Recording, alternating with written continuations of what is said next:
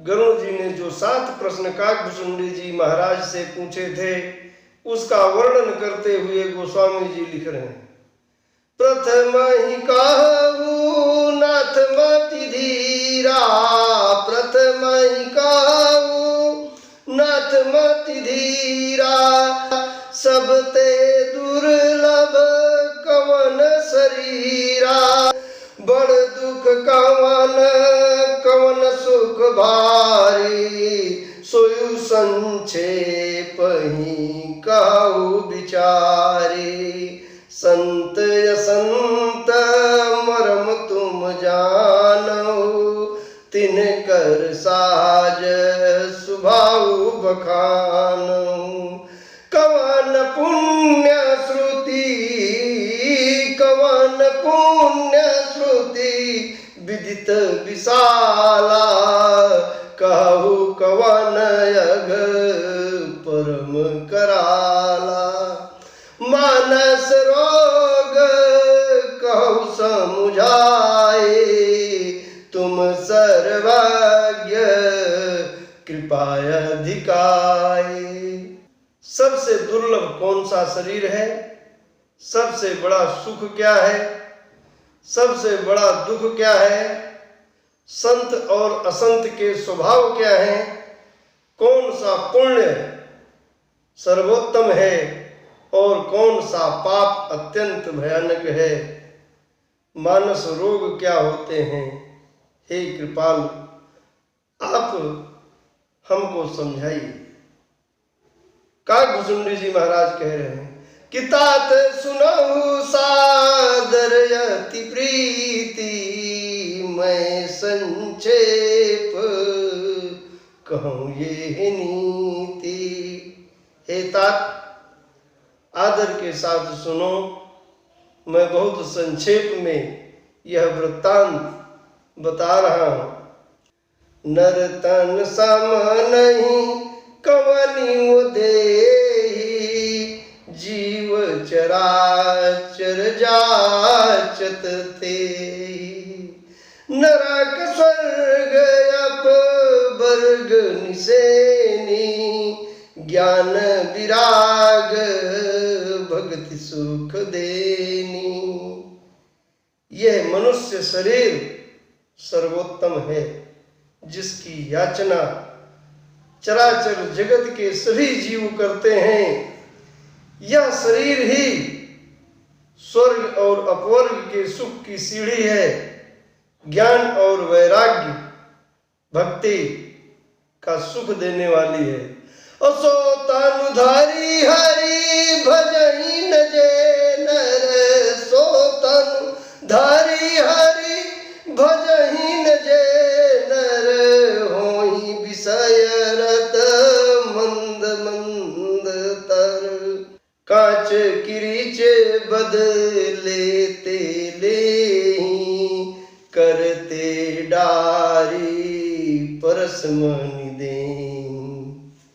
यह शरीर पाकर के जो व्यक्ति विषय भोगों में डूबा हुआ है, अधिक से अधिक डूबा हुआ है, वह पारस मणि के बदले में कांच ले रहा है। नहीं दरिद्र सम, बता रहे हैं कि कौन सा सबसे बड़ा दुख है। नहीं दरिद्र सम दुख जग माही, संत मिलन सम सुख जग नाहीं। दरिद्रता के समान हे परमात्मा कोई बड़ा से बड़ा दुश्मन भी हो, मेरी प्रार्थना है कि उसे दरिद्र मत बनाना। दरिद्रता के समान कोई दुख नहीं। और संतों से मुलाकात हो जाए, संत समागम हो जाए, उससे बड़ा सुख कोई नहीं है। क्योंकि संत ही तो हमें भक्ति पाने का उपाय बता सकते हैं। पर उपकार बचन मन काया, संत सहज स्वभाव कगराया। मन, वाणी और कर्म तीनों से दूसरों के उपकार में लगे रहना संतों का स्वभाव होता है। जो लोग ऐसा नहीं कर रहे हैं, अपने को संत कहते हैं, उन्हें अपने को संत कहना छोड़ देना चाहिए, और वह छोड़े न छोड़े, हमें उन्हें संत मानना छोड़ देना चाहिए। संत सहाई दुख पर हित लागी, पर दुख है तो असंत अभागी। संत दूसरे के हित के लिए स्वयं कष्ट धारण करते हैं, और जो असंत हैं वे दूसरों के कष्ट का कारण बनते हैं। भुज तरु सम संत कृपाला। जो कृपालु संत होते हैं वे भोज के वृक्ष के समान होते हैं। जैसे भोज का वृक्ष अपने छिलके लोगों को देता है, जिसका लोग प्रयोग करके लेखन कार्य करते हैं। अब कागज आ गया, पहले लोग भोजपत्र पर लिखा करते थे। असनई वखल पर बंधन करई, खाल कढ़ाई विपत्ति सही मरई। दुष्ट सन के समान होते हैं। सन एक पौधा होता है जिसको काटने के बाद पानी में भिगो करके सड़ाया जाता है। सड़ने के बाद उसकी खाल निकाली जाती है, छिलका निकाला जाता है, और उस छिलके से रस्सी बनाई जाती है, और वह रस्सी दूसरे को बांधने के काम में आती है। तो दुष्ट दूसरों को दुख देते हुए मर जाता है, उसका यह स्वभाव। खल बिनु स्वार्थ पर अपकारी, अहि मूसक इव सुनूर गारी। दुष्ट सांप और चूहे के समान होते हैं। जैसे सांप, उसका कोई हित नहीं है, किसी को काट लेने में सांप के स्वास्थ्य में कोई वृद्धि नहीं होती, सांप के उदर की पूर्ति नहीं होती, लेकिन वह काटता है। चूहा कपड़े को कुतरता है, आपके कीमती सामानों को कुतर देता है। उसके कुतरने में उसकी उदर पूर्ति नहीं होती, लेकिन वह कुतरता है। यह स्वभाव दुष्ट का है कि उसका फायदा हो न हो, आपका नुकसान हो रहा है, इतना उसके प्रसन्न होने के लिए पर्याप्त है। पर संपदा विनाशी न साई, जिमि सहित हिम उपल बिलाई। जैसे ओला जब गिरता है फसलों को नष्ट कर देता है, और उसके बाद स्वयं भी गल जाता है, समाप्त हो जाता है। दुष्ट उदय जग आरती है तो, जथा प्रसिद्ध अधम गृह के तो। दुष्ट का उद्भव ही, दुष्ट का प्रादुर्भाव ही, दुष्ट का जन्म ही लोगों को पीड़ा पहुंचाने के लिए होता है, लोगों को क्लेश पहुंचाने के लिए ही होता है। जैसे प्रसिद्ध गृह केतु। संत उदय संतत सुखकारी, विश्व सुखद जिमि इंदु तुम्हारी। परम धर्म श्रुति विदित पर निंदा सम अघन गरीसा। संतों का अभ्युदय लगातार लोगों को सुख देने के लिए होता है, जैसे सूर्य का उदय लगातार प्रकाश देने के लिए होता है, अंधकार को मिटाने के लिए होता है। और सबसे बड़ा धर्म अहिंसा है। हमारे महात्मा गांधी जी अहिंसा को परम धर्म मानते हुए उन्होंने हमें अंग्रेजों की गुलामी से आजाद कराया।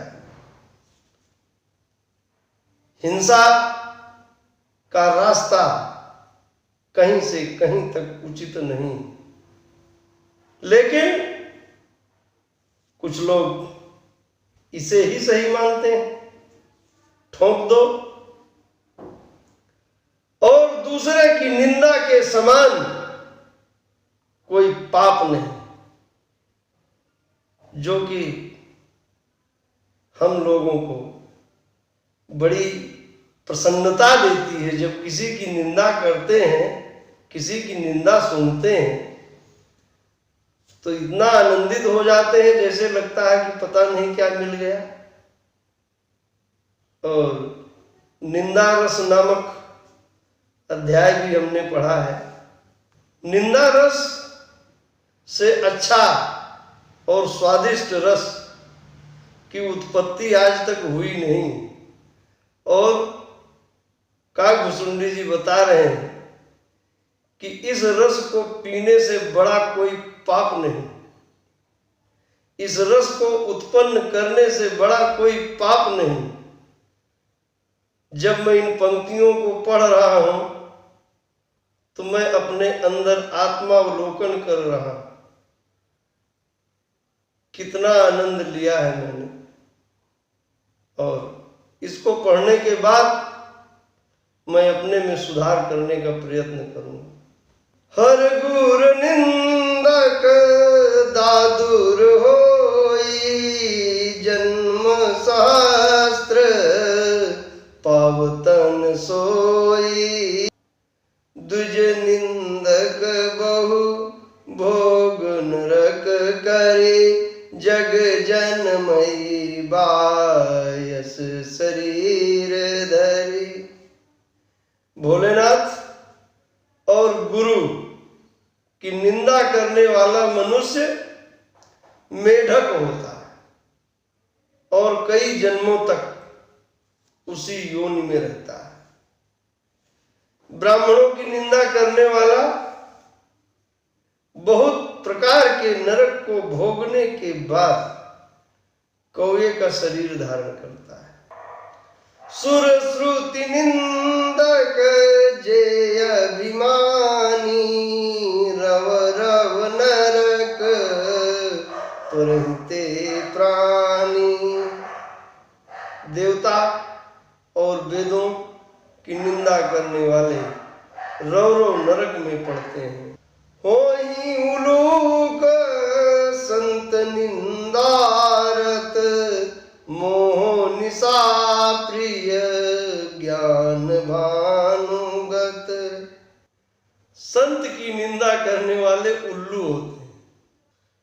सब कई निंदा जे जड़ करहीं, ते चमगादुर हुई अवतरहीं। सुनहु तात अब मानस रोगा, जिनते दुख पावहीं सब लोगा। जो सभी की निंदा करते हैं वे चमगादड़ के रूप में अवतार लेते हैं। और हे गरुड़ जी, अब आप मानस रोग के बारे में सुनिए, जिसके वशीभूत होकर के लोग दुख प्राप्त करते हैं। काकभुसुंडी जी द्वारा बताए गए मानस रोग के बारे में आगे वर्णन किया जाए।